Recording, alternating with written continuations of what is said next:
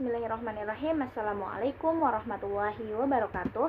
Perkenalkan, nama saya Nada Kurota Ayun dengan NIM 20171011210 kelas 2 BKIE Prodi Bimbingan Konseling Islam Fakultas Dakwah Universitas Islam Negeri Profesor K. Haji Saifuddin Zuhri Purwakarta. Video kali ini adalah untuk memenuhi tugas ujian akhir semester genap dengan mata kuliah Ulumul Hadis. Di sini saya akan menjelaskan tentang klasifikasi hadis. Nah, apa saja sih klasifikasi hadis itu? Jadi yang pertama, berdasarkan bentuknya dibagi menjadi 5 macam, berdasarkan tempat penyandarannya dibagi menjadi 4 macam, berdasarkan mengingat dan tidaknya dibagi menjadi 3 macam, berdasarkan jumlah sanadnya dibagi menjadi 2 macam, berdasarkan kualitas sanad dan matanya dibagi menjadi 2 macam, berdasarkan sifat dan sanad cara penyampaian dibagi menjadi 4 macam. Kemudian klasifikasi hadis maqbul ke dalam ma'mul bih dan ghairu ma'mul bih. Yang pertama, berdasarkan bentuknya ada hadis qauli, hadis fi'li, hadis takriri, hadis sifati, dan hadis hami. Nah, hadis qauli apa sih? Hadis qauli adalah hadis yang berupa ucapan atau perkataan Nabi tentang berbagai hal. Contohnya adalah man husni islamil mar'i tarkuhu mala ya'mihi, rawahu Tirmizi, Ibnu Majah, dan Ahmad. Kemudian hadis fi'li adalah segala perbuatan yang disandarkan kepada Nabi SAW. Contohnya adalah karena Nabi SAW yusolli ala rohilati haitsu tawajahat bihi, mutafakun alaih. Kemudian ada hadis takriri. Hadis takriri adalah hadis yang berupa ketetapan Nabi terhadap apa yang datang atau yang dilakukan oleh para sahabatnya. Contohnya adalah la yusalliyana ahadal asra illa fi bani Quraidah, rawahu Bukhari. Kemudian ada hadis sifati, adalah hadis yang menjelaskan sifat-sifat Nabi Muhammad. Contohnya adalah hadasana Abdullah ibnu Roja'in, hadasana Israel an Abi Ishaq, an Wahbi Abi Juhaifah, suwa'i, qala ra'aitu Nabi sallallahu alaihi wasallam, wa ra'aitu bayadun min tahti syafatihi suflal anfaqoh. Kemudian ada hadis hami. Hadis hami adalah hadis yang berupa keinginan atau hasrat Nabi SAW yang belum terrealisasikan. Contohnya ada 5 soma Rasulullah SAW yauma asyura'a wa amara biwisiyamihi qalu ya Rasulullah innahu yaumun yu'adzimuhu yahuda wa nasara. Faqala fa iza kana amul muqbili insyaallah sumnal yauma tahsihi, rawahu Muslim dan Abu Dawud. Kemudian berdasarkan tempat penyandarannya ada qudsi, marfu atau nabawi, mauquf, dan maktu.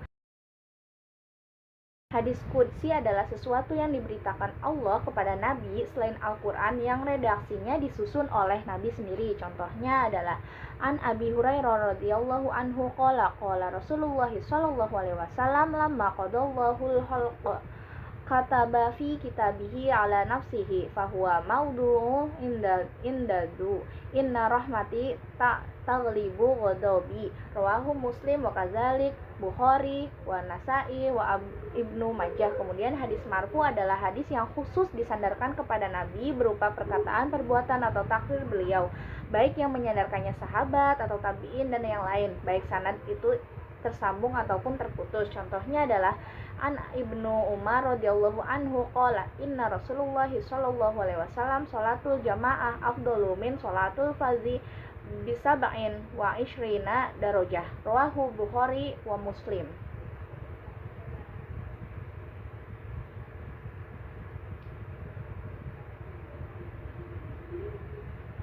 Kemudian adalah hadis mauquf, adalah berita yang hanya disandarkan sampai kepada sahabat saja, baik yang disandarkan itu perkataan atau perbuatan dan baik sanadnya bersambung maupun terputus. Contohnya an Abdillahi qala iqtisadu fi sunatil ahsanu minal ijtihadi fi bid'ah.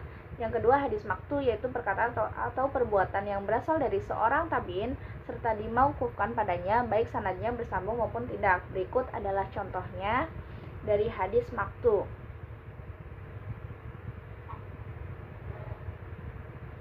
Selanjutnya berdasarkan mengingat dan tidaknya ada hadis tasriyah, ghairu tasriyah, khususiyah. Hadis tasyri'iyah adalah hadis yang disampaikan dengan jalan risalah.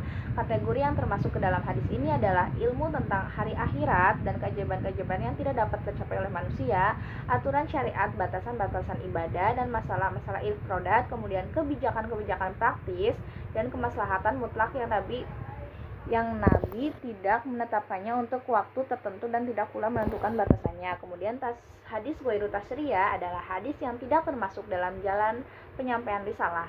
Kategori yang termasuk ke dalam hadis ini salah satunya adalah ilmu-ilmu tentang pengobatan. Kemudian ada hadis khususiyah, adalah hadis yang dikhususkan untuk Nabi Muhammad. Dalam Sahih Bukhari menjelaskan bahwa Rasul memiliki beberapa khususiyah dalam hukum syariat, bahwa seorang sahabat sedang sholat di masjid, kemudian dipanggil oleh sang baginda, akan tetapi dirinya tetap dalam sholatnya, hingga setelah selesai dia berkata kepada baginda bahwa dirinya sedang sholat sehingga tidak menjawab. Kemudian baginda pun berkata kepadanya dalam surat Al-Anfal ayat 24, "Wahai orang-orang yang beriman, penuhilah panggilan Allah dan Rasulnya ketika memanggil kalian. Oleh sebab itu yang mampu memberikan kehidupan pada diri kalian." Selanjutnya ada berdasarkan jumlah sanadnya dibagi menjadi dua, yaitu mutawatir dan ahad. Hadis mutawatir adalah hadis yang diriwayatkan oleh banyak orang yang menurut akal dan kebiasaan mustahil sepakat untuk berdusta. Berikut adalah contohnya.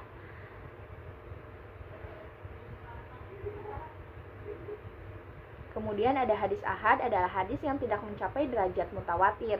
Berikut adalah contoh dari hadis ahad.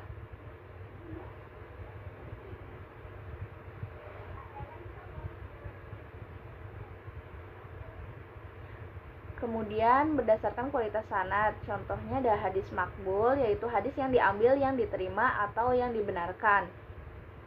Kebenaran yang dimaksud di sini ialah apakah benar hadis itu dari Rasulullah atau bukan. Kemudian hadis mardud adalah hadis yang ditolak atau hadis yang dibantah. Berdasarkan sifat sanad ada ali dan nazil, kemudian ada mulsalsal, kemudian ada mu'an'an dan mu'anan. Hadis ali dan tanzil adalah hadis yang sedikit jumlah perawinya yang ada dalam sanad sampai kepada Rasul jika dibandingkan dengan sanad lain. Sedangkan hadis tanzil sebaliknya, yaitu hadis yang banyak jumlah perawinya dalam sanad jika dibandingkan dengan sanad lain. Kemudian ada hadis musalsal, adalah hadis yang secara berturut-turut sanadnya sama dalam suatu sifat atau dalam suatu keadaan atau dalam suatu periwayatan. Kemudian hadis mu'an'an adalah hadis yang dalam periwayatannya hanya menyebutkan sanad dengan kata an, tidak menyebutkan ungkapan yang tegas bertemu dengan syakilnya. Kemudian hadis mu'an'an adalah hadis yang dikatakan dalam sanadnya. Kemudian ada pengklasifikasian hadis makbul dan ghairu makbul. Hadis makbul ke dalam makmul bi ada hadis ta'rif muhkam, kemudian ada muhtaliful hadis, kemudian ada hadis rajih marju, kemudian ada hadis mutaqaf filai, kemudian ada hadis nas mansuh. Kemudian hadis makbul ke dalam ghairu makmul bih adalah hadis yang tidak dapat diamalkan. Hal-hal yang menyebabkan hadis makbul tidak dapat diamalkan sebagai berikut. Yang pertama, apabila hadis tersebut telah dinashan. Kemudian apabila hadis tersebut tidak sejalan dengan hadis lain. Kemudian apabila hadis tersebut bertentangan dengan hadis lain, tidak mungkin dikompromikan.